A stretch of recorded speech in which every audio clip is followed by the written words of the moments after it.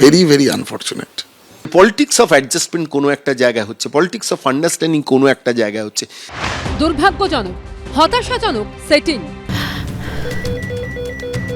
ক্যান্সারে নেই আর ভয়, NCRI এ হবে এর জয়। আপনাদের ভরসা Netaji Subhas Chandra Bose cancer hospital. CBI 90 দিনের মধ্যে চার্জশিট দিতে পারেনি। ফলে আরজিকর মেডিকেলে ধর্ষণ খুনের মামলায় জামিন পেয়ে গেছেন সন্দীপ ঘোষ ও টালা থানার প্রাক্তন ওসি অভিজিৎ মণ্ডল। কেন্দ্রীয় এজেন্সির এই ভূমিকায় যে হতাশা ও ক্ষোভ ঝরে পড়েছিল জুনিয়র ডাক্তার থেকে নিহত চিকিৎসকের মা বাবার গলায়, এবার তাই শোনা গেল একেবারে বিজেপির অন্তরে। বিজেপি নেতা সন্ময় বন্দ্যোপাধ্যায় 2021-এর বিধানসভা ভোটে পানিহাটিতে বিজেপির প্রার্থী হয়েছিলেন। এবার খোদ সেই বিজেপি নেতার মুখেই শোনা গেল সেটিং তত্ত্ব। 90 দিন ধরে এই জিনিসটাই তো পরিষ্কার করতে পারতো সিবিআই, যে আমাদের হাতে কোনো ডকুমেন্ট নেই, ফলে আমরা এই তদন্ত কমপ্লিট করতে পারবো না। তারা আশা দেখালেন, বিশ্বাস দেখালেন, মানুষের মধ্যে একটা প্রত্যাশা তৈরি করলেন যে সিবিআই ক্যান ডু ইট। তারা বললেন যে আমরা ফরেন্সিক টেস্টের জন্য আমরা সিসিটিভি ফুটেজ পাঠাচ্ছি, আমরা ফরেন্সিক টেস্টের জন্য অভিজিৎ মণ্ডল এবং সন্দীপ ঘোষের টেলিফোনগুলো পাঠাচ্ছি, এবং সেই রিপোর্ট আসার পর কোর্টকে তারা বললেন যে আমরা ফরেন্সিক রিপোর্ট পেয়ে গেছি, আমরা যেটা আশঙ্কা করছিলাম সেইটা মিলে গেছে। এবং আজকে কেন সেই সিবিআই সীমা পাহুজা কেন কি কারণে শিয়ালদা কোর্টে সেই প্রত্যাশার বেলুনটা ফুটো করে দিলেন? কোনো জায়গায় কি পলিটিক্স অফ আন্ডারস্ট্যান্ডিং হচ্ছে, অ্যাডজাস্টমেন্টে হচ্ছে?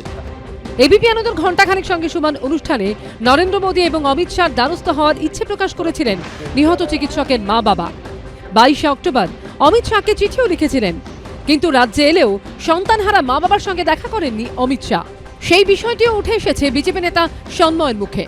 ভারতবর্ষের সর্বোচ্চ পর্যায়ে দুই ব্যক্তি, ভারতবর্ষের প্রধানমন্ত্রী, ভারতবর্ষের স্বরাষ্ট্রমন্ত্রী, কেন রিয়্যাক্ট করেননি, প্রপারলি রিয়্যাক্ট করেননি? একটা রিয়াকশন মিনিমাম তো পাওয়া যেত।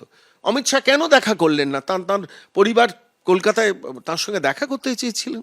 মানুষের পারসেপশন যদি বদলাতে শুরু করে, মানুষ যদি এই বিশ্বাসটা একবার মানুষের মনে গেঁথে যায় যে এদের মধ্যে এদের একটা অ্যাডজাস্টমেন্টের পলিটিক্স অফ অ্যাডজাস্টমেন্ট আছে, তাহলে স্বাভাবিকভাবে তারা তখন সরে যাবে। রাজ্য বিজেপির এক্সিকিউটিভ কমিটির সদস্য দেবাশিস ধর প্রাক্তন আইপিএস, ডেপুটেশনে কাজ করেছেন সিবিআইতে। 2024-এর লোকসভা নির্বাচনে বীরভূমে এই দেবাশিস ধরকে প্রার্থী করেছিল বিজেপি। যদিও রাজ্য সরকারের তরফে নো ডিউ সার্টিফিকেট না মেলায় শেষ মুহূর্তে তার মনোনয়ন বাতিল হয়ে যায়।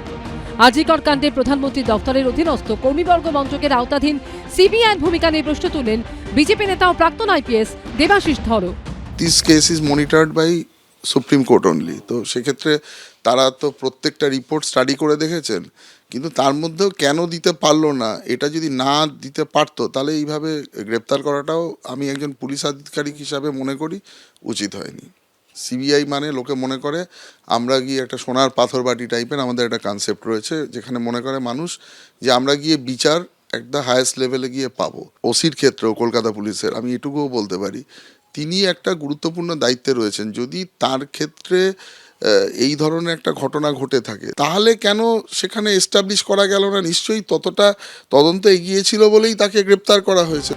সব মিলিয়ে আরজিকর মামলায় সিবিআইয়ের ভূমিকা নিয়ে এবার প্রশ্ন বিজেপির অন্তরেও।